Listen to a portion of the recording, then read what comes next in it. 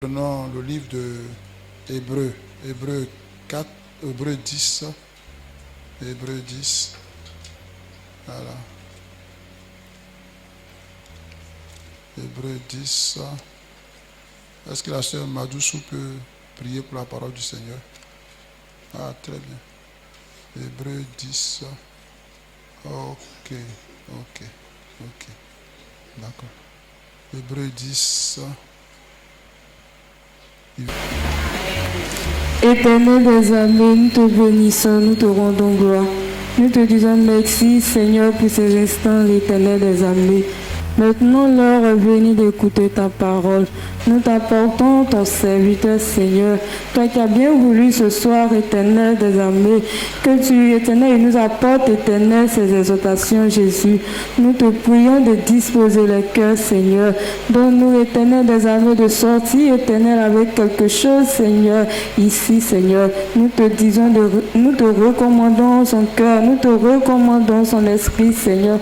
Nous te recommandons également le peuple, Seigneur. Viens prendre le contrôle de toutes choses pour que ton nom se soit glorifié à la fin. Béni sois-tu au nom de Jésus. Amen. Amen. Que le Seigneur nous bénisse. Merci, notre soeur. Alléluia. Hébreux 10, verset 30. Hébreux 10, verset 36. Mais on peut commencer par le verset 35. Verset 36, amen. C'est le 36 qui va nous intéresser. Mais on va faire le verset 35. À partir du verset 35, il dit: n'abandonnez donc pas votre assurance à laquelle est attachée une grande rémunération. Une grande rémunération. Car vous avez besoin de persévérance, afin qu'après avoir accompli la volonté de Dieu, vous obtenez ce qui vous est promis. Suivant. Un peu, encore un peu de temps. Celui qui doit venir viendra et il ne tardera pas. Dis encore un peu de temps. Les choses vont se faire. La promesse viendra. Et elle ne tardera pas. Asseyez-vous.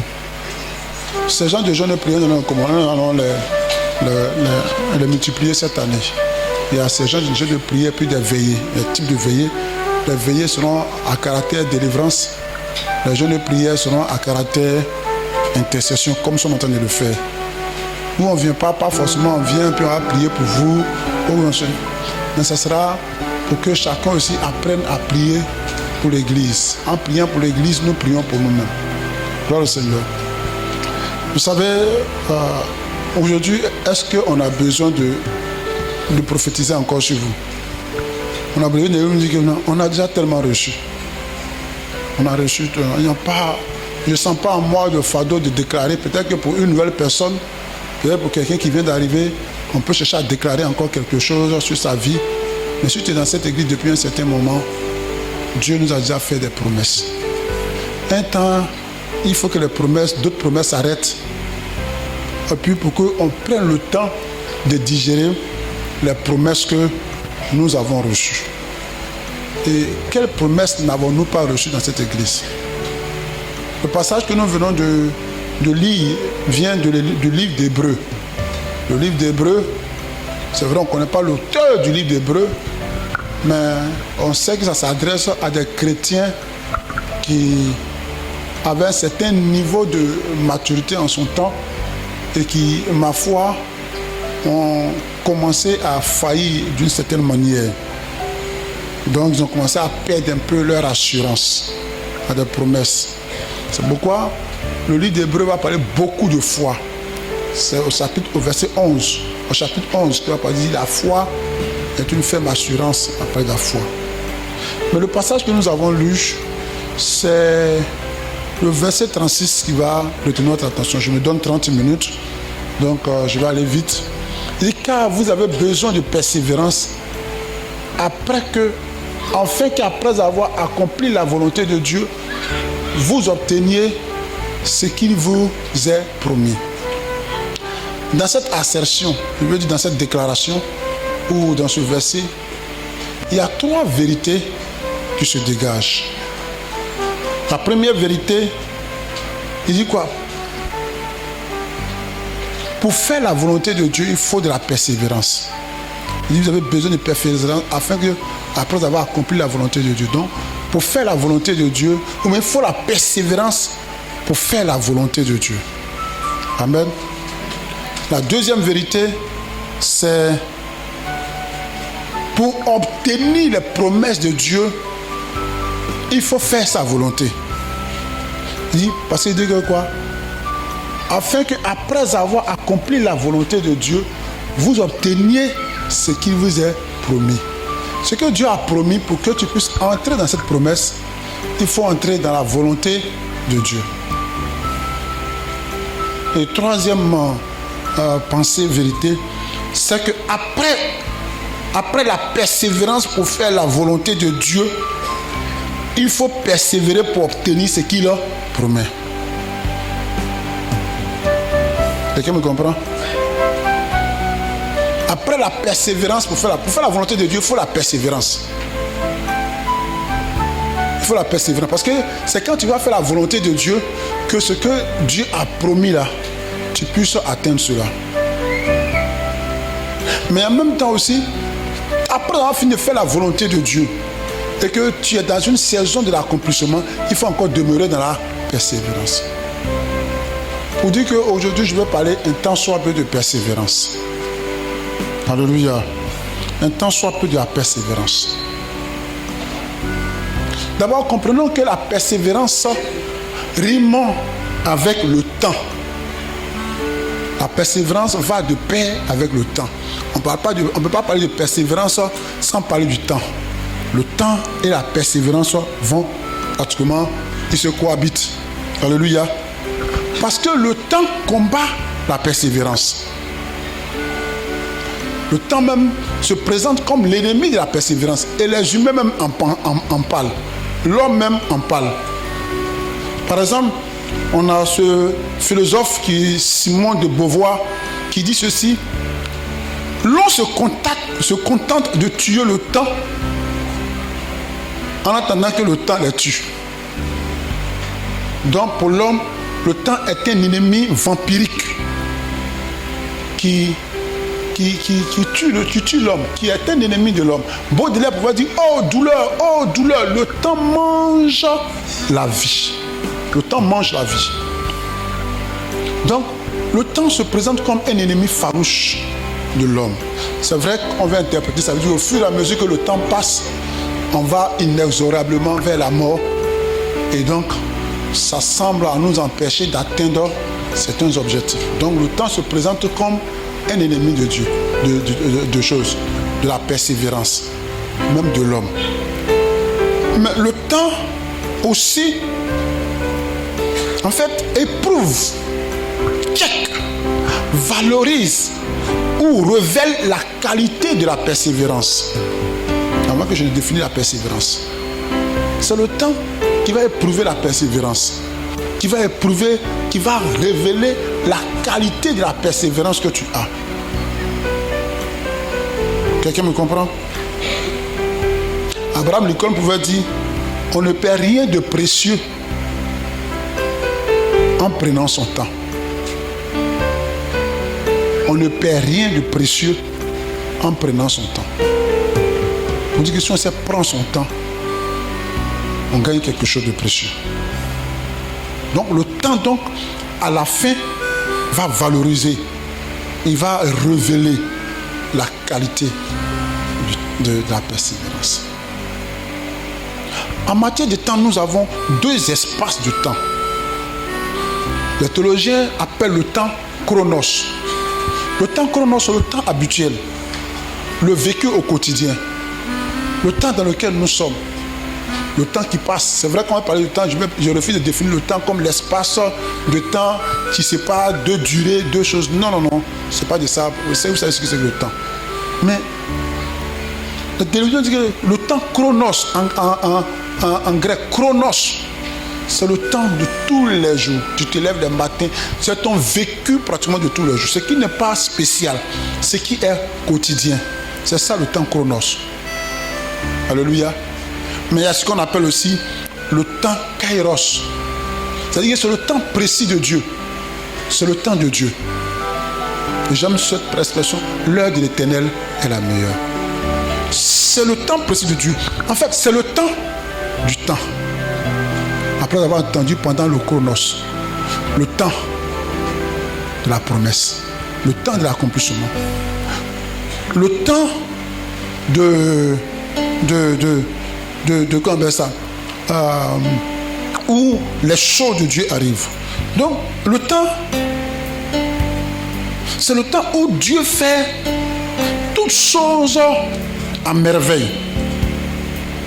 Ce temps, il est personnel, il est individuel. Mon temps, en tant que temps, n'est pas ton temps en tant que temps. On peut être dans un temps chronos, mais le temps kairos, il est spécifique. En fonction de la destinée de chacun. En fonction du plan souverain de chacun. Quelqu'un me reçoit.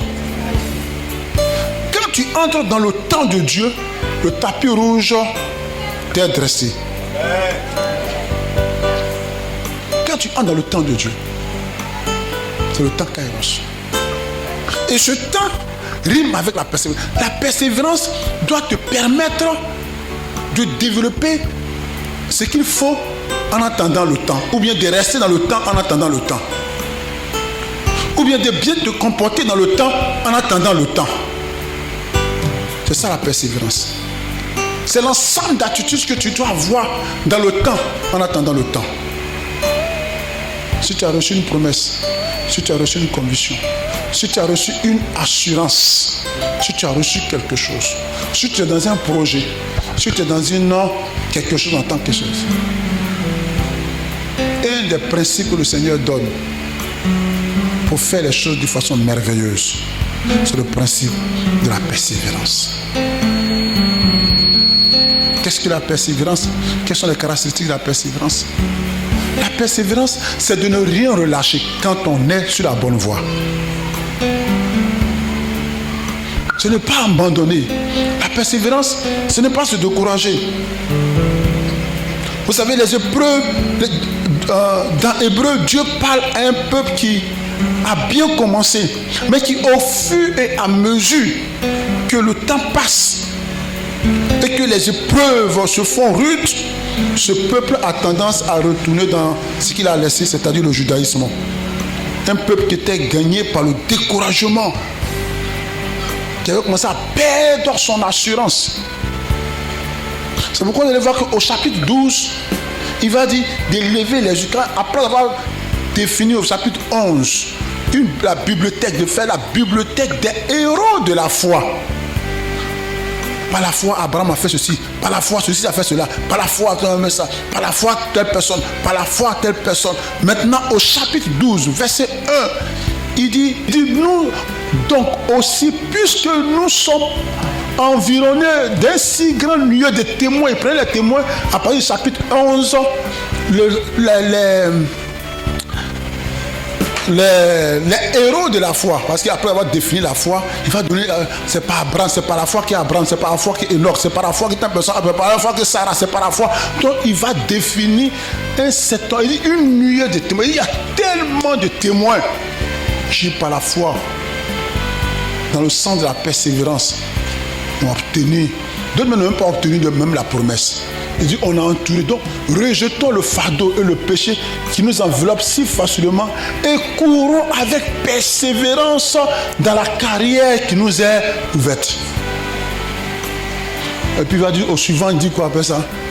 Au suivant, rapidement, ayant les regards sur Jésus, le chef et le consommateur de notre foi, qui, en vue de la joie qui lui était réservée, a souffert à la croix, méprisé l'ignominie et s'est assis à la droite du trône de Dieu. Suivant, considérez en effet celui qui a supporté, bon, le reste, à la fin il dit que quoi? Il dit que celui qui a supporté contre sa personne une telle opposition de la part des pécheurs, afin que vous ne vous lassiez point l'âme décourager. La persévérance fait en sorte que ton âme n'a pas droit de se décourager. Tu n'as pas droit de te décourager. Alléluia. Tu n'as pas droit d'être abattu outre mesure. Et ce, quelles que soient les épreuves.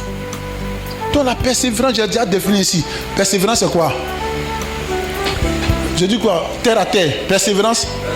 Il faut percer pour voir. Ce qui est derrière là-bas, puis ça fait que c'est bloqué là. Il faut creuser jusqu'à faut percer pour voir.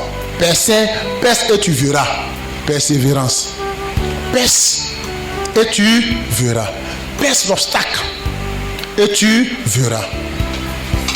C'est ça la persévérance. La persévérance donc, c'est continuer à avancer. Ne pas se laisser décourager. Continuer à se battre. Parce qu'on a reçu des promesses. On veut les voir réalisées. C'est le premier niveau de la persévérance. Le deuxième niveau de la persévérance, c'est la patience. La persévérance, c'est la patience. Dans Dabi, la version Dabi, on dit, dans Hébreux 10, 36, version Dabi, dit, car vous avez besoin de patience, afin que, ayant fait la volonté de Dieu, vous recevez les choses promises. Alléluia. Patience. Mais la patience, c'est la qualité d'attendre dans le temps, sans s'irriter, la promesse. La qualité d'attendre dans le temps. C'est ça la patience. Qualité de quelqu'un qui peut attendre longtemps, sans irritation, ni lassitude. La qualité de garder son calme intérieur, quelles que soient les circonstances et le temps. Son calme intérieur, sa paix intérieure. La patience donc est une attitude intérieure de calme, de tranquillité, de non-irritation, malgré la contrariété, l'opposition et l'usure du temps. La patience dégage la sérénité. Alléluia. Elle est une expression de foi. La patience est une expression de foi, de confiance en la chose et donne le temps au temps de faire clore la promesse ou de révéler la promesse. C'est ça la patience. Quelqu'un qui est patient dans la promesse, il garde son temps. Il y a une certaine sérénité.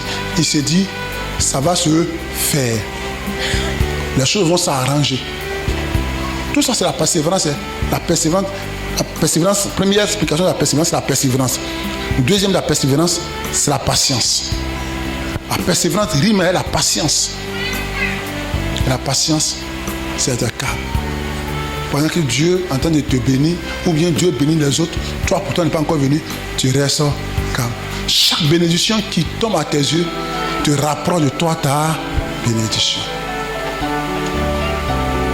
Chaque promesse réalisée à gauche te rappelle que tu te rapproches de la réalisation de ta promesse. Tu ne te laisses pas narguer par quoi que ce soit. Tu ne te laisses pas ahurir par quoi que ce soit. Tu ne te laisses pas distraire par quoi que ce soit. Tu restes serein. Car Habakkuk dit, si la promesse tarde, attends-la. Dans cette attente, ce n'est pas une attente de quelqu'un qui est parti devant le bureau du pasteur. Et puis il y a des gens qui sont assis dans le bureau. Après il tire la tête. Il vient s'asseoir. Je vous assure, ça m'énerve. Mais aussi, je fais patience pour ne pas l'exprimer. Je suis en train de parler avec quelqu'un. Si je suis en train de... Il y a d'autres moments, il vient, il ouvre la porte. Pasteur, alléluia, c'est pas grave. Il y a des soeurs, il y a des moments, elles viennent là. Elle ne frappe jamais. Elle ouvre en même temps. Il va secrétaire, le secrétaire va venir. Ça, secrétaire est morte. Alléluia. Non, c'est pas mauvais. C'est pas, je ne vous en veux pas, on est en famille. Mais je veux pas, je donne juste un exemple. Tu es parti, tu es arrêté là, tu es assis. Et puis tu vas, depuis là il finit pas, depuis là il finit pas. Tu as fait 2 heures. C'est comme si elle est là, peut-être que depuis le matin, tu es là. Tu es obligé d'être là. L'église là seulement là, depuis là, on fait réunion seulement, on finit pas. Tu n'as pas été patient. Tu es resté dans le temps, en fait, tu as brûlé le temps cadeau. Parce que ce temps n'était pas profitable dans la mesure où tu as eu des attitudes de boue, des attitudes de murmure, des attitudes de choses en tant que telles. Ça perd ta qualité de patience. La qualité de la patience, ça va attendre le temps. Tu ne t'irrites pas dans ton calme. Tu as la paix, tu as la joie. Même si les choses sont tu es tranquille. C'est ça la patience. Quelqu'un me comprend? Alléluia. C'est ça la patience. Et l'une des qualités de la persévérance, c'est l'endurance. L'endurance. C'est vrai, la patience, pour revenir sur la patience, quand il parle de patience, il ne parle pas d'une patience passive dans l'avenir, dans l'attente de la promesse, où on est là, on ne fait rien. Quand la promesse arrive là, bon, passer du coup, en cas patient. Parce que c'est le travail que tu cherches. Dieu t'a promis le travail. Donc tu te réveilles. Tu n'as pas travaillé. Passer dit qu'en cas de patient. Mais tu ne cherches pas de travail, tu dors seulement, tu manges seulement. Un bon matin, tu chasses ta maison. Il faut dire passer du cas de patient. Tu es patient, tu luttes, tu fais ce que tu peux faire. La connaissance que tu as, tu essaies d'appliquer. Et même si ça ne fait pas, ça ne répond pas comme tu veux, ça ne te branle pas, ça ne te décourage pas, ça ne te fait pas perdre de l'espoir. Tu gardes toujours bon espoir. Tu es actif, donc tu es dans une patience active. Est-ce que vous comprenez? Maintenant, l'endurance, la persévérance, parce que dans une autre version, tout ça, c'est en prenant plusieurs versions que je vous donne ces choses. Comment on appelle ça? La Bible Tom, tout à l'heure, c'était quelle Bible? La Bible Darby. C'était la Bible Darby et Ostervan. La Bible Tom dit ceci: c'est d'endurance, en effet, que vous avez besoin pour accomplir la volonté de Dieu et obtenir ainsi la réalisation de la promesse. C'est d'endurance. Endurance. Dans le mot endurance, il y a endurer. Ici, ça parle donc d'une résistance physique, une résistance au coup. Il faut résister, il faut endurer. Alléluia. Alléluia. Donc, on parle de robustesse, on parle de ténacité, on parle de résistance au découragement, à l'opposition, l'attitude inébranlable de celui qui ne cède pas, la capacité de recevoir des coups sans abandonner, la capacité de supporter la souffrance sans relâcher, sans trahir Dieu, sans se trahir et sans trahir ses principes. Endurer. Quand on veut faire la volonté de Dieu, on peut recevoir des coups, mais il ne faut pas céder. À chaque fois que je parle de la persévérance, je reviens sur Mohamed Ali. Quels sont ceux qui connaissent le Mohamed Ali? Mohamed Ali. Donc, Mohamed Ali, c'est l'un des plus grands boxeurs de son temps. Qui connaît Mike Tyson? Qui connaît Mike Tyson? Voilà. Mais lui, c'est l'ancêtre de Mike Tyson. Mohamed Ali, il était très endurant. Sa force se trouvait dans l'endurance. Quand le combat, c'est boxe, c'était boxe. Quand il rencontre ses adversaires, parce que le match, c'est sur 12 rounds de 3 minutes, 3 minutes, 3 minutes.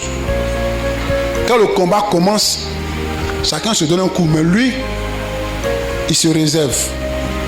Il ne donne pas trop ses coups, il ne dilapide pas ses forces.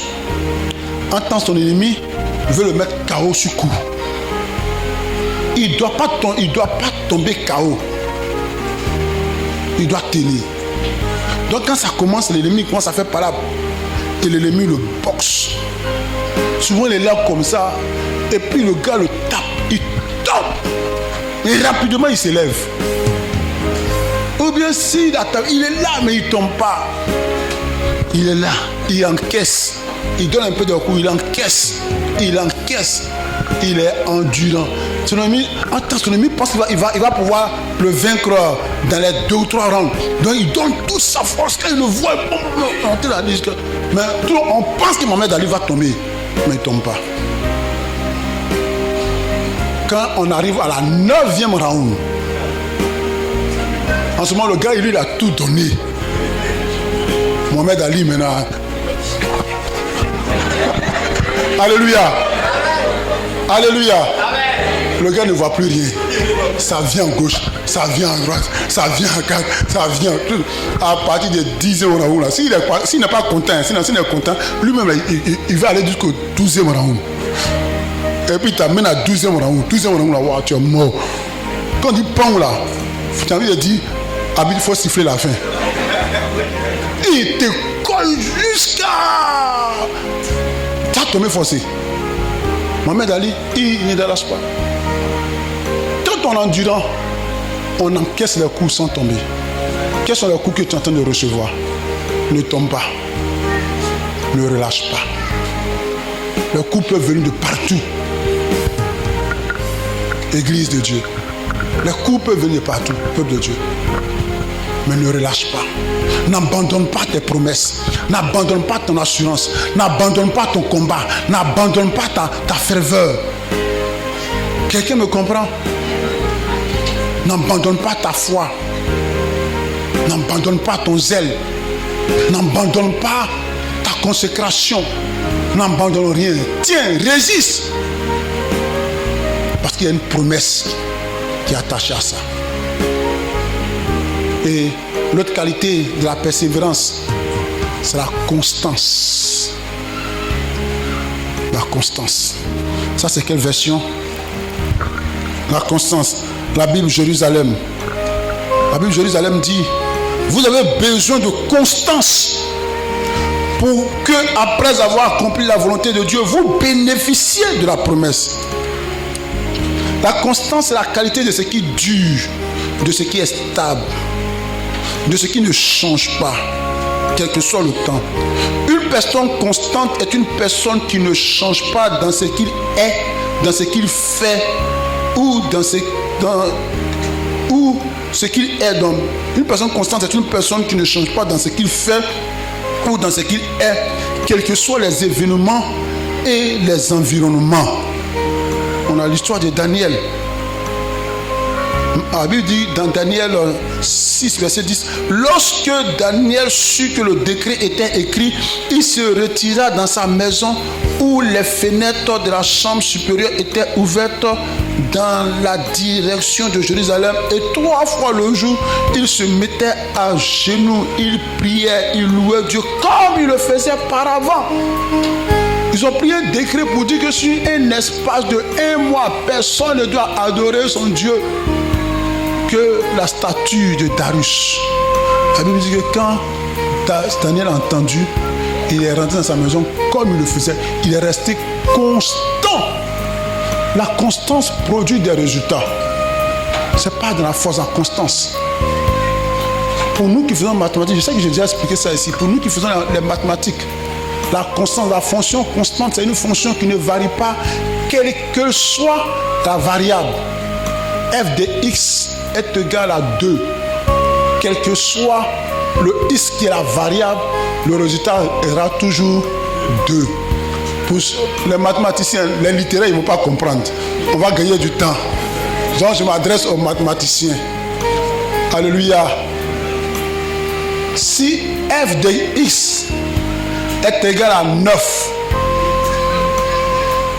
mon petit Goulamé, f de 100 est égal à combien? Ça c'est un littéraire, J'ai oublié, c'est un littéraire. C'est égal à combien? Tu vois, non? Tous ceux qui connaissent f de 9 est égal à combien? Non, j'ai dit quoi en ça? J'ai dit quoi? Non, f de x, c'est x qui est la variable. Je veux le temps. C'est x qui est la variable, n'est-ce pas? F de x, c'est x, on peut changer x. F de x est égal à 9. Si x est égal à 100, f de 100 est égal à combien? Oui, là-bas. Comment? Faut te lever, tu as parlé. 9, d'accord. Un banc pour elle. F de 1000 est égal à combien? 9, vous connaissez maintenant. F de 2000 est égal à combien? Maintenant, je vais savoir si vous connaissez maintenant. F de moins 2. Non. F de moins 2. Hein? F de moins 2. Hein? Ça dit ça varie pas. Donc F de moins 2 est égal à 9. Bon d'accord. Je vais voir le doyen là. Il faut la checker, on ne sait jamais. F de moins 100.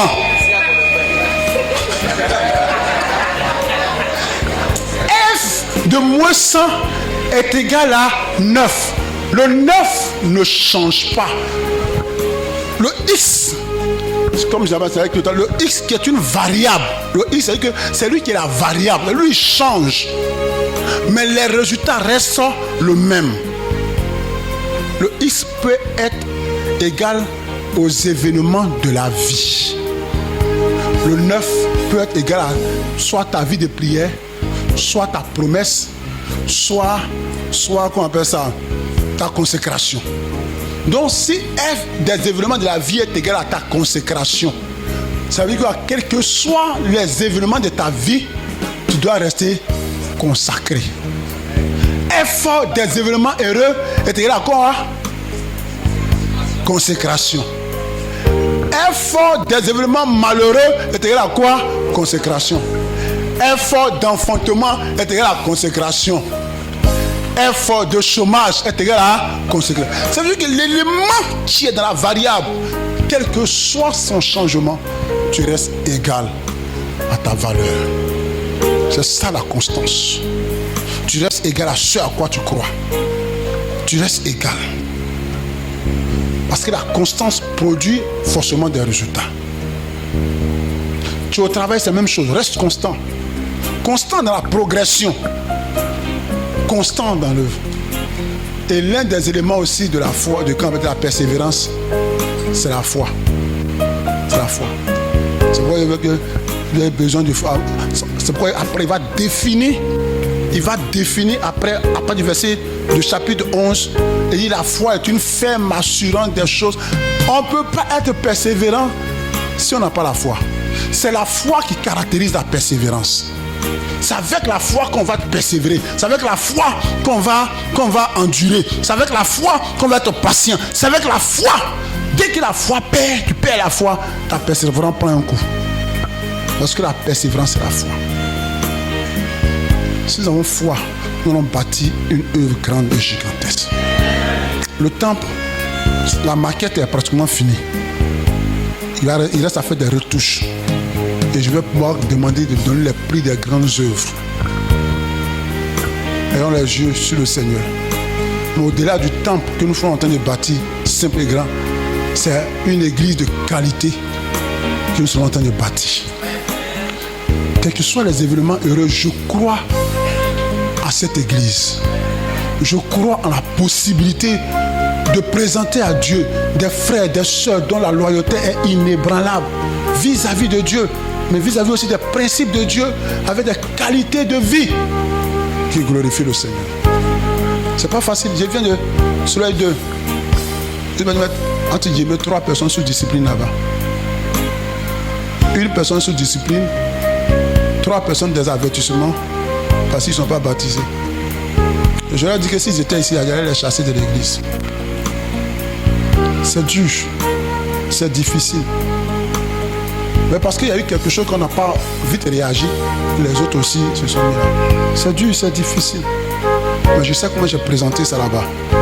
Je leur ai dit, il faut qu'on devienne des chrétiens de qualité. C'est ce que le monde recherche, c'est ce que l'église Dieu recherche maintenant. Ce sont les chrétiens dans leur ensemble, il y en a. Il y en a. Qui jouent à le péché, sous prétexte que Dieu fait grâce, sous prétexte qui joue le péché. Comme l'orateur a dû le dire certainement le matin. Le matin, il a dit. Je ne sais pas s'il a dit, tu sais pas s'il a dit. C'est-à-dire qu'aujourd'hui, c'est toi qui dois te présenter que je suis chrétien. Tu dois te définir, te démontrer que tu es chrétien. Sinon avant, quand on te voit, on sait que tu es déjà chrétien. Parce que la différence est claire. Il faut que cela soit dégagé de cette église. Les gens pensent que vous êtes hypocrite. Mais moi je dis, je vous répète cela parce que je crois que vous n'êtes pas hypocrite. Parce que c'est ce que je veux voir. C'est ce à quoi je crois. C'est à cela que je travaille. Alléluia. Et cette année, c'est à cela qu'on va encore travailler. Renforcer notre unité, renforcer notre amour. Si je vous ai dit de vous saluer ce matin, comme tu allais vous saluer le matin, parce que déjà dans les enquêtes, il ressort que les gens il n'y a pas cette communion fraternelle véritable. Il faut que cette communion fraternelle véritable soit dans l'église. Alléluia. La persévérance. Vous avez besoin de persévérance afin que, après avoir accompli la volonté de Dieu, vous obtenez ce qui vous est promis. Dieu t'a promis beaucoup de choses. Ou bien tu crois en quelque chose. Il te faut la persévérance. Ce à quoi tu crois là, il faut persévérer.